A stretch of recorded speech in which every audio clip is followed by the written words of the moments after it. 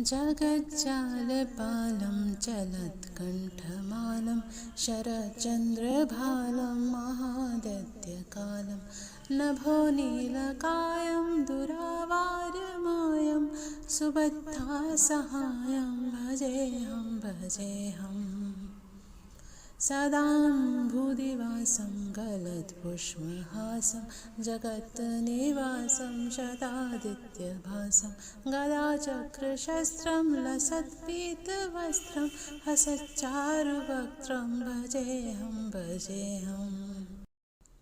रामाकण्ठहारं श्रुतिव्रातसारं जलान्तर्विहारं धराभारहारं चिदानन्दरूपं मनोज्ञस्वरूपं धृतानेकरूपं भजेऽहं जराजन्महीनं परानन्दपीनं समाधानदीनं सदेवानवीनं जगज्जन्महेतुं सुरानीककेतुं त्रिलोकेक्षुतेतुं भजेऽहं कृताम्नाय गानं खगाधीशयानं विमुक्तेदानं हरारातिमानं स्वभक्तानुकूलं जगद्विश्वमूलं निरस्तार्थशूलं भजेऽहं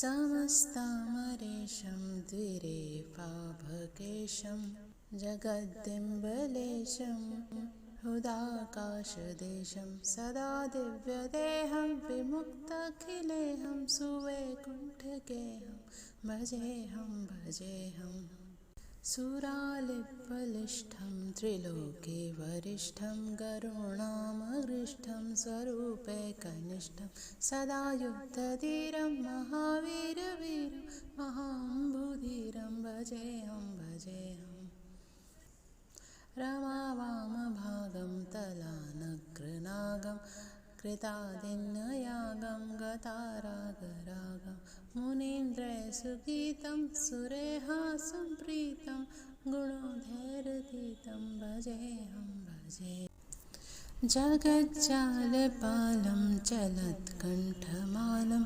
शरच्चन्द्रभालं महादैत्यकालं नभोनीलकायं दुरावारमायं सुबद्धासहायं भजेऽहं सदाम्बुदिवासं गलद्पुष्पहासं जगत्निवासं शतादित्यभासं गदाचक्रशस्त्रं लसत्पीतवस्त्रं हसच्चारुवक्त्रं भजेऽहं रामाकण्ठहारं श्रुतिव्रातसारं जलान्तर्विहारं धराभारहारं चिदानन्दरूपं मनोज्ञस्वरूपं धृतानेकरूपं भजेऽहं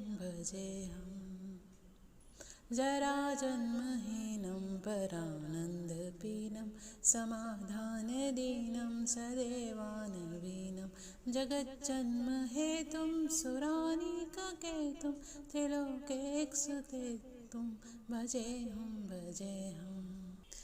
कृताम्नाय गानं खगाधीशयानं विमुक्तेदानं हरारातिमानं स्वभक्तानुकूलं जगद्विश्वमूलं निरस्तार्थशूलं भजेऽहं समस्तामरेशं द्विरेफाभकेशं जगद्दिम्बलेशं हुदाकाशदेशं सदा दिव्यदेहं विमुक्तखिलेहं सुवैकुण्ठगेहं भजेऽहं सुरालिबलिष्ठं त्रिलोके वरिष्ठं गरुणामगृष्ठं स्वरूपैकनिष्ठं सदा युद्धधीरं महावीरवीरं महाम्बुधीरं भजेऽहं रमावामभागं तलानग्रनागं कृतादिन्नयागं गतारागरागं मुनीन्द्रैर्सुगीतं सुरेहासं प्रीतं गुणोधैर्यतीतं भजेऽहं भजे। जगज्जालपालं चलत्कण्ठमालं शरच्चन्द्रभालं महादैत्यकालं नभोनीलकायं दुरावारमायं सुबद्धासहायं भजेऽहं भजेऽहम्। सदाम्बुदिवासं गलत्पुष्पहासं जगत्निवासं शतादित्यभासं गदाचक्रशस्त्रं लसत्पीतवस्त्रं हसच्चारुवक्त्रं भजेऽहं भजेऽहम्।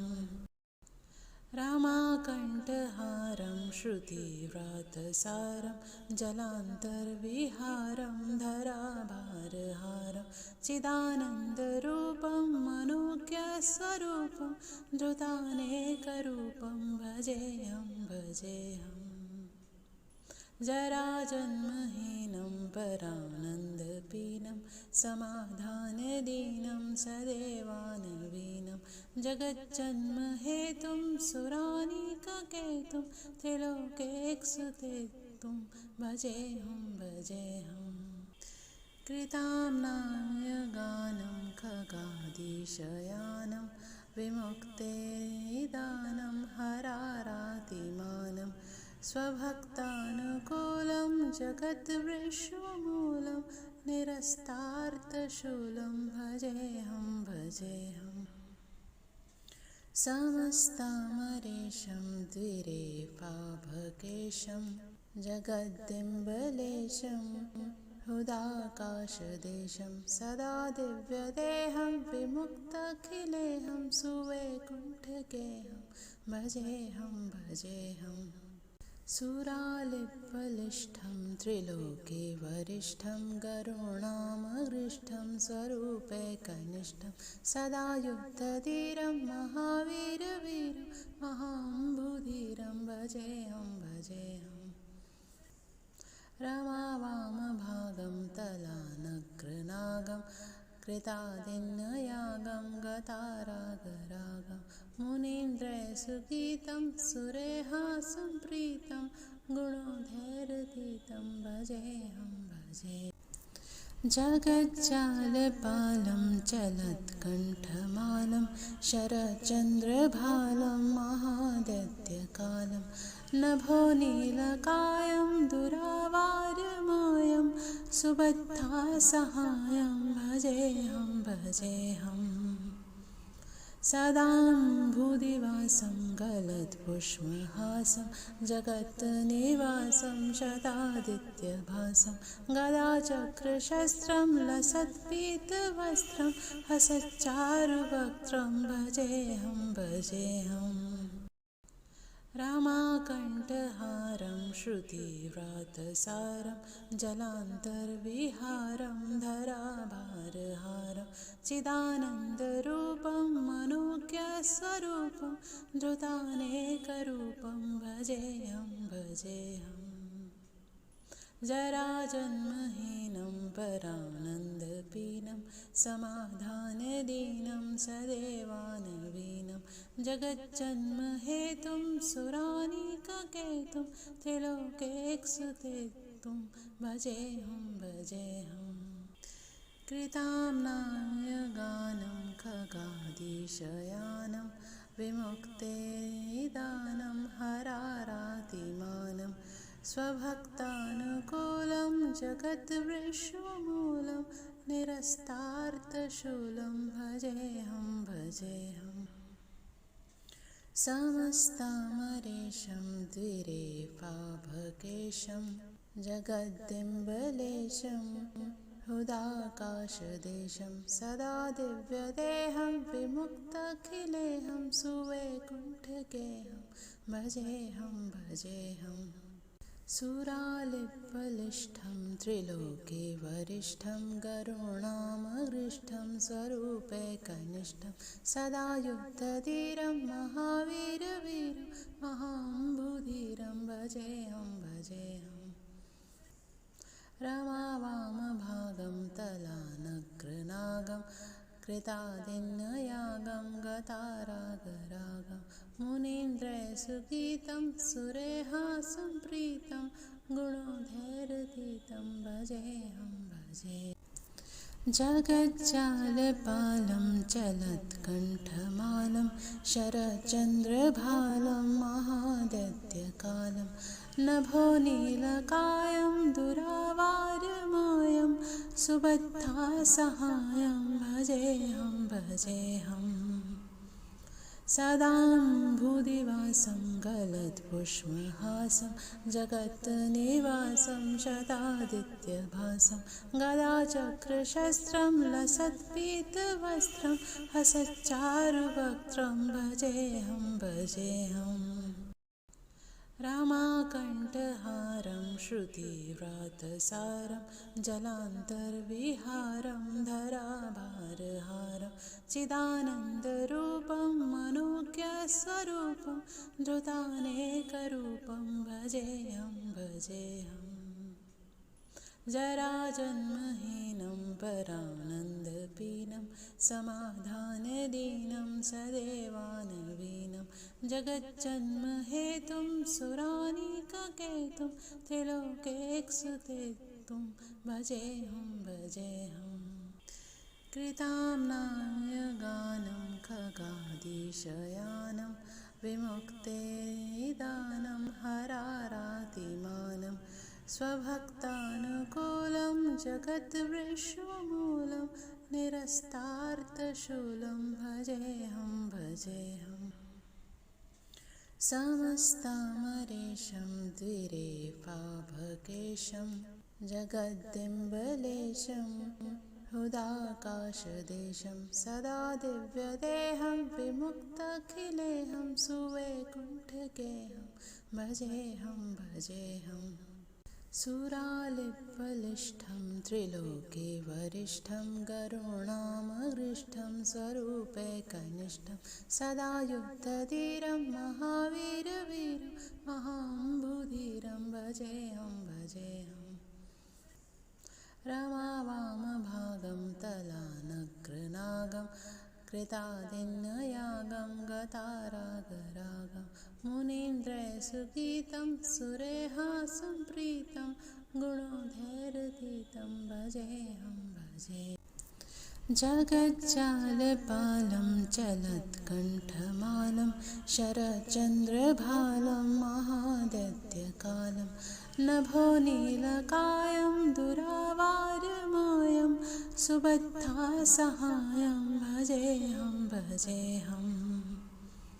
सदाम्बुदिवासं गलत्पुष्पहासं जगत्निवासं शतादित्यभासं गदाचक्रशस्त्रं लसत्पीतवस्त्रं हसच्चारुवक्त्रं भजेऽहं भजेऽहम्।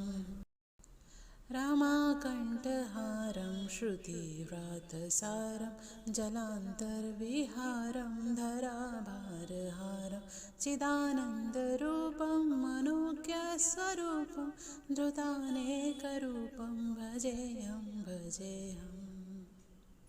जराजन्महीनं परानन्दपीनं समाधानदीनं सदेवानवीनं जगज्जन्महेतुं सुरानीककेतुं त्रिलोकेक्षुतेतुं भजेऽहं भजेऽहम्।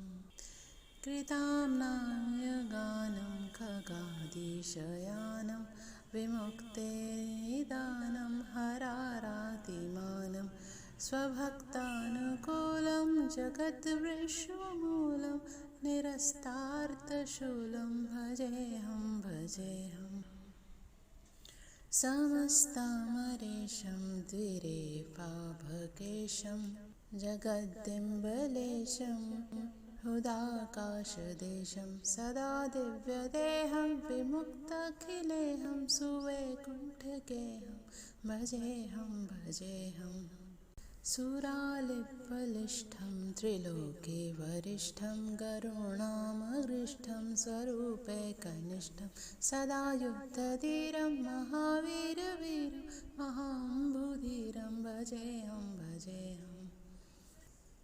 रमावामभागं तलानग्रनागं कृतादिन्नयागं गतारागरागं मुनीन्द्रैर्सुगीतं सुरेहासं प्रीतं गुणोधैर्यतीतं भजेऽहं भजे। जगज्जालपालं चलत्कण्ठमालं शरच्चन्द्रभालं महादैत्यकालं नभोनीलकायं दुरावार्यमायं सुबद्धासहायं भजेऽहं भजेऽहम्। सदाम्बुदिवासं गलत्पुष्पहासं जगन्निवासं शतादित्यभासं गदाचक्रशस्त्रं लसत्पीतवस्त्रं हसच्चारुवक्त्रं भजेऽहं भजेऽहम्। रमाकण्ठहारं श्रुतिव्रातसारं जलान्तर्विहारं धराभारहारं चिदानन्दरूपं मनोज्ञस्वरूपं धृतानेकरूपं भजेऽहं भजेऽहम्। जराजन्महीनं परानन्दपीनं समाधानदीनं सदेवानवीनं जगज्जन्महेतुं सुरानीककेतुं त्रिलोकेक्षुतेतुं भजेऽहं भजेऽहम्। कृताम्नायगानं खगादिशयानं विमुक्तेदानं हरारातिमानं स्वभक्तानुकूलं जगद्विश्वमूलं निरस्तार्थशूलं भजेऽहं भजेऽहम्। समस्तामरेशं द्विरेफाभकेशं जगद्दिम्बलेशं हृदाकाशदेशं सदा दिव्यदेहं विमुक्ताखिलेहं सुवैकुण्ठगेहं भजेऽहं भजेऽहम्। सुरालिबलिष्ठं त्रिलोके वरिष्ठं गरुणामरिष्ठं स्वरूपैकनिष्ठं सदा युद्धधीरं महावीरवीरं महाम्बुधीरं भजेऽहं भजेऽहम्। रमावामभागं तलानग्रनागं कृतादिन्नयागं गतारागरागं मुनीन्द्रैर्सुगीतं सुरेहासं प्रीतं गुणोधैर्यतीतं भजेऽहं भजे। जगज्जालपालं चलत्कण्ठमालं शरच्चन्द्रभालं महादैत्यकालं नभोनीलकायं दुरावार्यमायं सुबद्धासहायं भजेऽहं भजेऽहम्।